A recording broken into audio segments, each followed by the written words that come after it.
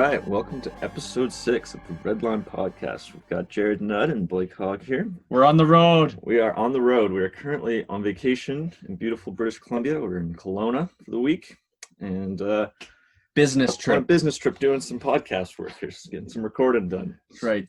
Selling merch, making bank, making deals on the golf course. Yeah, getting sponsors, marketing teams hard at work. Oh yeah, Don't pay them enough. They've been putting in a shift this week. But yeah, so to break down this episode, we're gonna do some insiders coming on this episode. Very excited. So for our first period, we're gonna have our NHL insiders. Jared, do you want to give us an intro for NHL Insider? Yeah. So Ben Godollei is a longtime friend of mine, very knowledgeable about the NHL. He's a big fan of both the Anaheim Ducks and the Calgary Flames. Ben is more of a player enthusiast. However, he's got some of his favorite players from the past are Chris Pronger, Paul Kariya, Scott Stevens, ironically, seeing as Scott Stevens laid out Paul Kariya and basically ended his career, but that's beside the point. And as well, some of his more recent favorite players are Matthew Tkachuk from the Flames, also Jacob Slavin as well. So yeah, we're happy to have Ben on the podcast. And as Blake mentioned, later on in this episode, we will hear from our NBA insider, Scott Farquharson, and we'll also have the Ball brothers talking about some upcoming UFC and MMA fights this month, and maybe looking back at July's as well. So we're pleased to have Ben on the podcast. Ben, welcome. Thank you for having me, boys. Yeah, we're very excited to have you, and we're interested because the NHL is back, and there's been a number of things swirling around the NHL, a lot of new things as things were pretty quiet there for a few months. And one of the cool new things that have come up is they finally announced the Seattle hockey team's name, the Seattle Kraken. Ben, what do you think of that name? Honestly, I like it. You know, you kind of almost have to put the name, the logo, and the jersey together to kind of get what the team is about. And so, like, you actually look at the team, the logo behind the team, and that's kind of, I like how they've tied in with the NHA, kind of National Hockey Association from their past. So you got that famous S, right? So I like that. Personally, with the secondary logo, I wouldn't have gone with an anchor. I would have probably gone more with an octopus kind of look for what they're trying to go with in the Kraken theme. But honestly, like, I love the logo. It's you got the octopus arm there, you got the eye, you got everything the team's going to be trying to represent in their fierce beast kind of look, right? So yeah, I like it. You know, the team name's good, the logo is good, the jersey looks good. So I'm excited to have them into the league and, you know, try and win another Stanley Cup like they did in 1997 or 1917. Sorry. Yeah, it'll be interesting. It was kind of funny, like the anchor. I was surprised that they came up with that secondary logo of the anchor. I'm kind of with you. I'm not super sold on the anchor. What I do like about the anchor though is the space needle in the middle of it. I thought that was kind of a cool touch. Yep.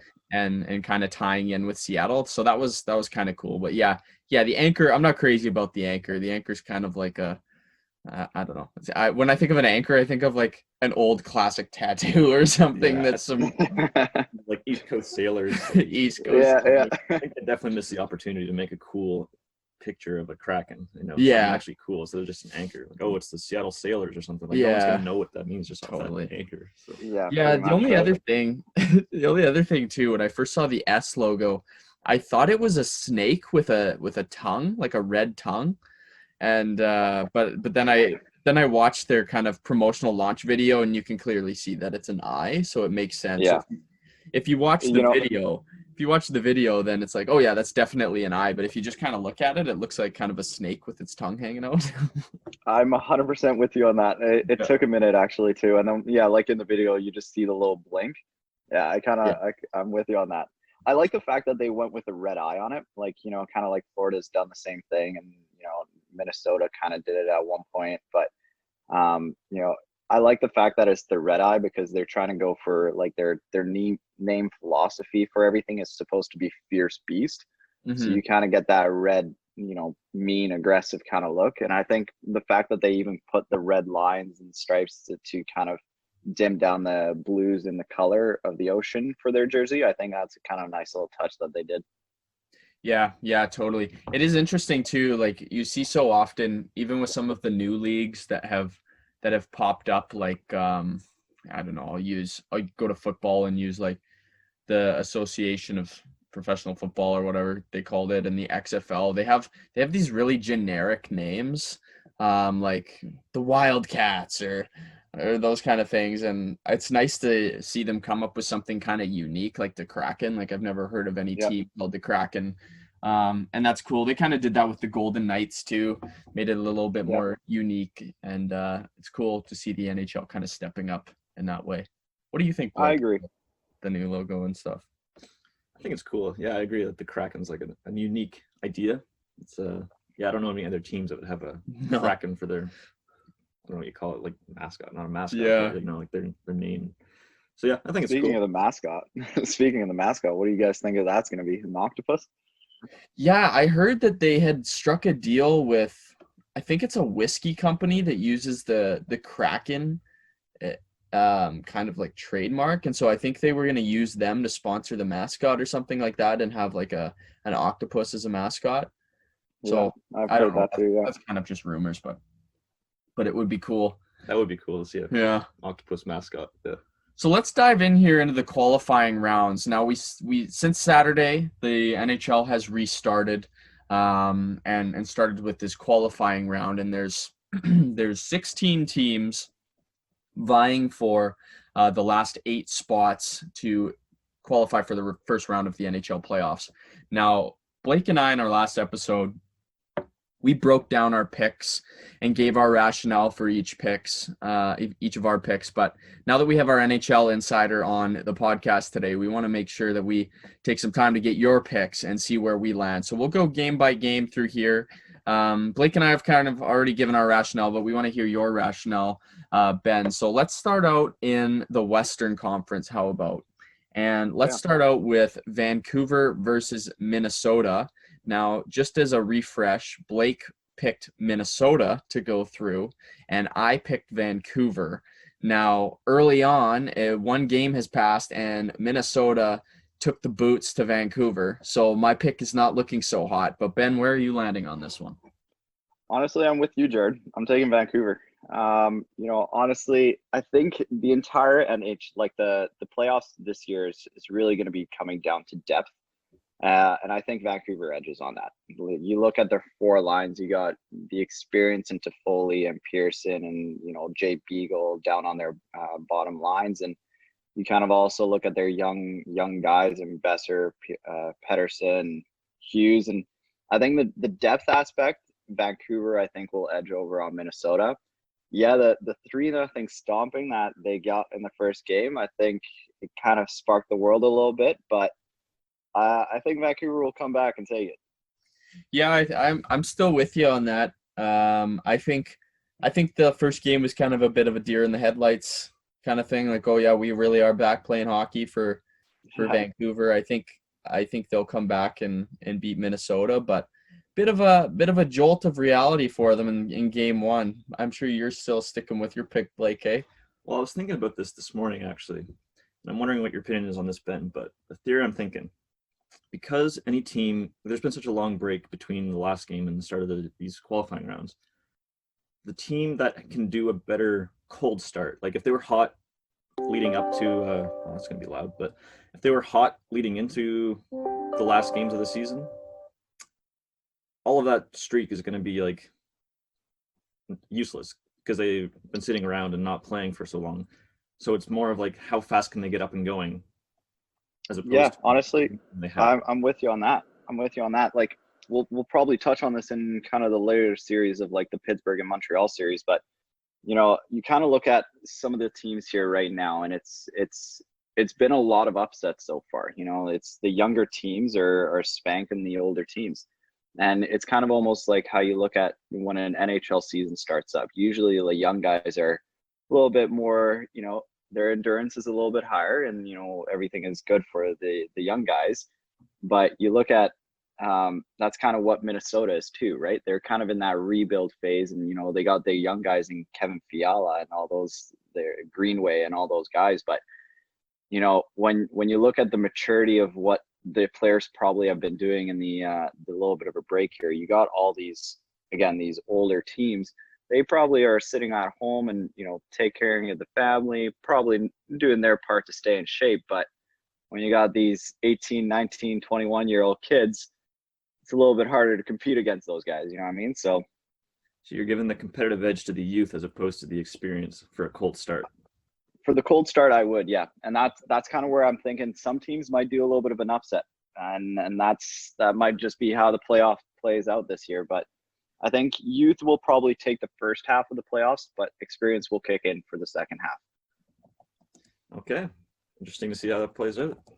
Yeah, it'll be interesting. Yeah, I'm looking forward to it for sure. It's a good theory. So let's jump into the next series here in the West, Arizona versus Nashville. Now, I picked narrowly Arizona to win this series, which I'm kind of surprised I did, even though Nashville's all right. They've kind of been a pretty average team this year, and Arizona has been very up and down with their scoring. They've been good when Darcy Kemper has been lights out for them, but when Darcy Kemper's not been in the net for them, they don't score very many goals, so it's hard for them to win if they're letting in goals left and right. But I picked Arizona.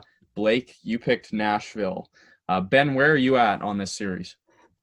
I'm taking the underdog in Arizona again. I think they're faster. I think they're more skilled than Nashville as well. Like you were saying, I think the aspects of the scoring abilities and stuff like that I give that edge more towards Arizona as well. But I think the tiebreaker on this series is going to be goaltending. You got Rene and Saros on one end. Rene is a proven goaltender. He's won big games and even scored a goal. So you got that in Rene.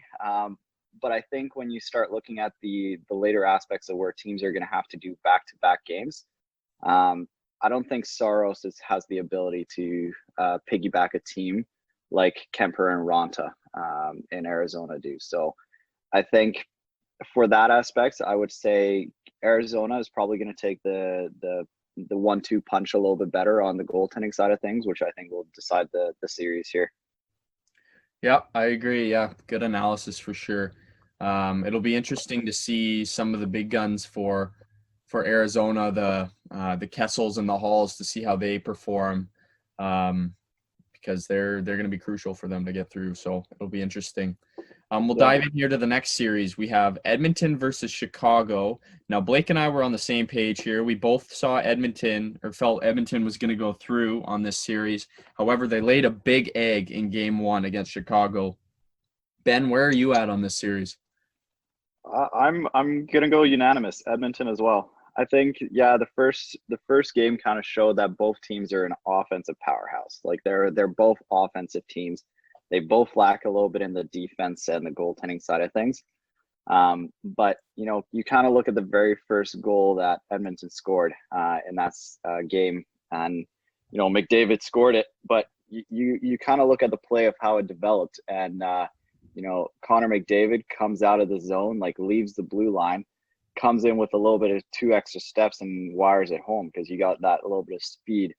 And you look at the power play, and it went 3 for 4, whereas Chicago went 3 for 6. Mm-hmm. So I think you kind of almost have to look at how are these two teams with penalty minutes. And Chicago finished 21st in 20 penalty minutes, so they are more cautious of how they play. But come playoffs, I think it's a different animal. You look at these teams, and there is going to be that time where you're going to want to take that extra penalty, and I think Edmonton will capitalize every single time. So they're one of the deadliest power plays for a reason. They are, absolutely, yeah. And it'll be interesting to see how that plays out the rest of the series. So we'll see if we're all right or if we're all wrong. Exactly.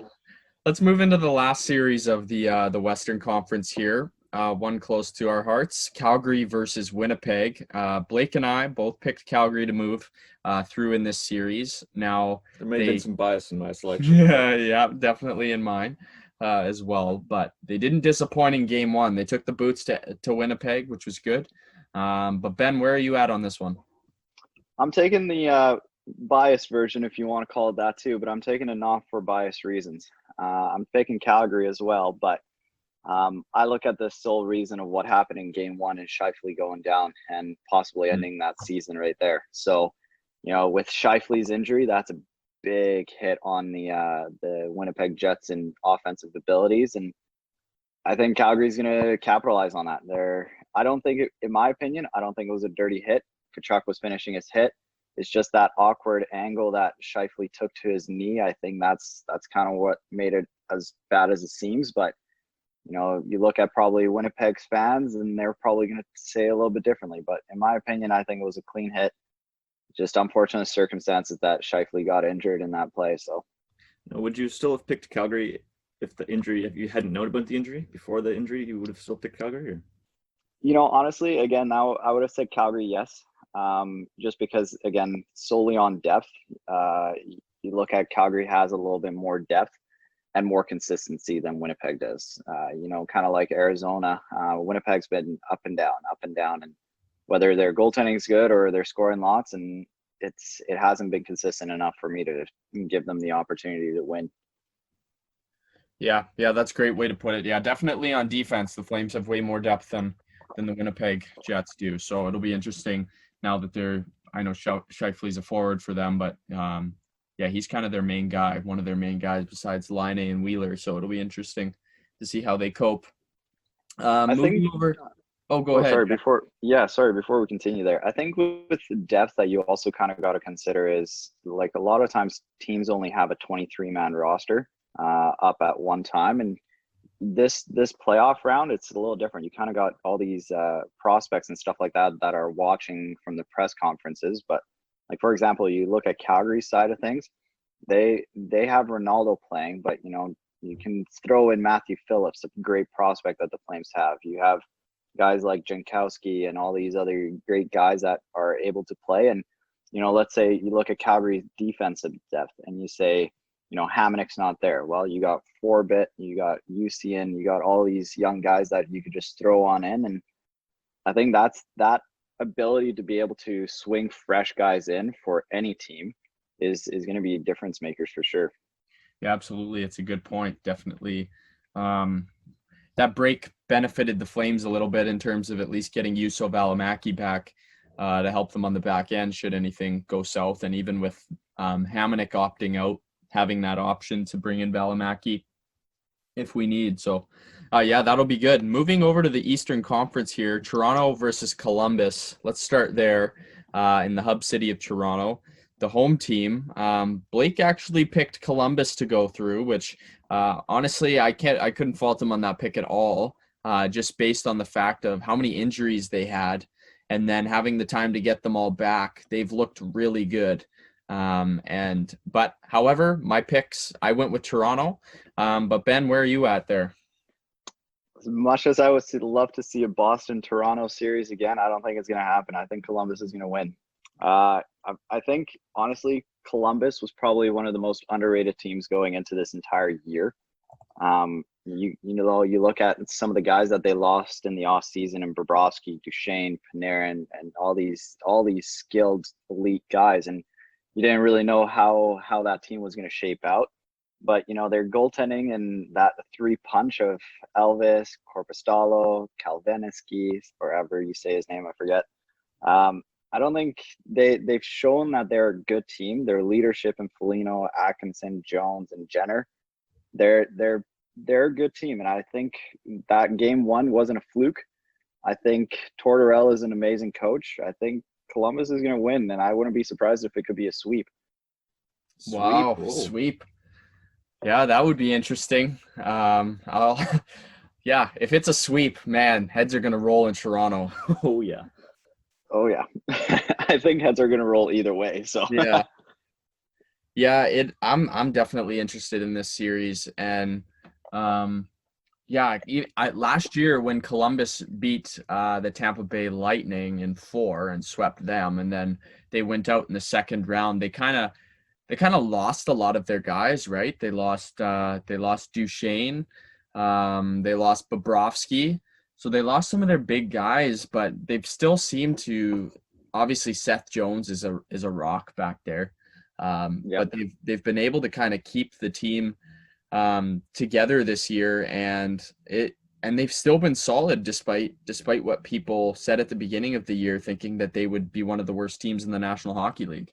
Yep. I honestly I kind of thought that too. Like I didn't expect the team to be good. I thought they were going to start a rebuild, but that again, the team and how good their goaltending depth was, I don't think anyone really knew because Bobrovsky was just that good that he didn't need to showcase any of their other young guys. And like I said, it's been an enjoyable team to watch. And like I said, a lot of people don't like the coaching style of Tortorella, but I actually think he's probably one of the better coaches.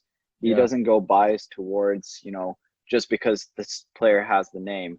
Um, he's not afraid to bench a guy if he's not playing well, and he'll bench him regardless if he's the captain or top scorer. He's just going to play the player that knows how to play. Yep, absolutely. Let's move into one of the more lopsided series on paper. Montreal versus Pittsburgh. Now, Blake and I were on the same page here, picking Pittsburgh with the majority of the world. However, in game one, although it was a bit lopsided, Carey Price stole one for the Montreal Canadiens. What's your feel on this one, Ben? I'm taking Pittsburgh as well. Yes, Montreal took game one. And probably Montreal fans are even pissed off of that because you look at they want Lafreniere, all right? Like they want the number one pick. They want to be high in the draft this year. They're in the middle of the rebuild, so they barely even made the cut for these playoff rounds. So I think they're shooting themselves in the foot by winning these games. But like I was kind of saying earlier as well, I think some of these older teams like Pittsburgh, you're gonna have to wake up a little bit. They're gonna they're gonna have to start playing. You got Crosby and Malkin and even Marlowe on that team now, and I think that skill is gonna come in handy, and they're gonna take the series in a little bit.